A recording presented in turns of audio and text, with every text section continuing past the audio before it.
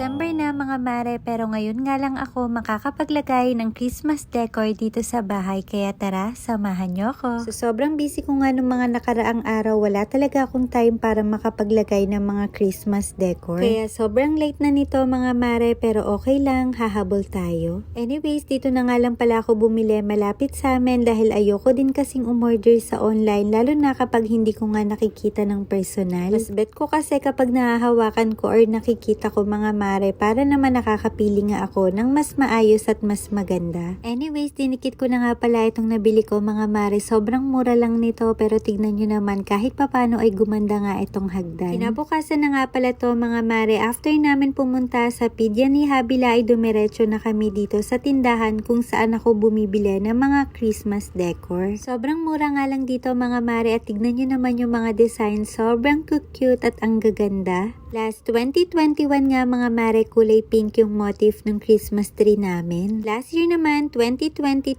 ay kulay gold. Kaya ngayon mga mare, naisipan ko naman na kulay red. Kaya naman as you can see, more on red nga tong kinuha ko na may touch of gold. Sobrang cute naman kasi ng design mga mare. Anyways, bumili nga rin pala ako nitong Christmas light na kulay red. Kaya naman, paggising nga namin ni Habila ay eto, sinimulan ko na ngang buksan etong nabili kong Christmas tree. Sa online nga sana ako bibili ng slim na Christmas tree mga mare. Ang kaso naisip ko baka medyo matagal dumating. Ayoko naman paabutin pa ng ilang araw. Diyos ko mga mare, December na at malapit na nga ang Pasko. Kaya naman ngayon ngang wala akong ginagawa ay minamadali ko na nga para matapos ko na lahat ng mga gawain ko. At tignan nyo naman si Habila mga mare, habang binubuksan ko, amazed na amazed at tuwang-tuwa nga. Etong binili ko nga pala ay slim na Christmas tree na 5 feet ang height mga mare. Sobrang natuwa nga ako dito kasi bukod sa affordable ay napakaganda nga rin. Green nga pala itong color na pinili ko mga mare dahil last year ay kulay white nga yung Christmas tree namin at maliit lang. Kaya naman eto nga mga mare ang unang Christmas tree namin na medyo mataas, kaya naman tuwang-tuwa nga kami ni Habila. Anyways, isa-isa ko na nga palang nilagay etong mga Christmas decor na binili ko. Nakakatuwa lang kasi hindi mo naman kailangan gumastos ng malaki para magkaroon ng maganda at maayos na Christmas tree. Marami rin kasing affordable mga mare, maghahanap ka lang talaga at gagalingan mo nga lang mamili. Anyways, habang naglalagay nga pala ako nito mga Christmas decor ay tinulungan ako ni Habila. Nakakatuwa lang mga mare dahil maganda nga rin tong banding at sobrang nag-enjoy nga kami ni Habila habang ginagawa to.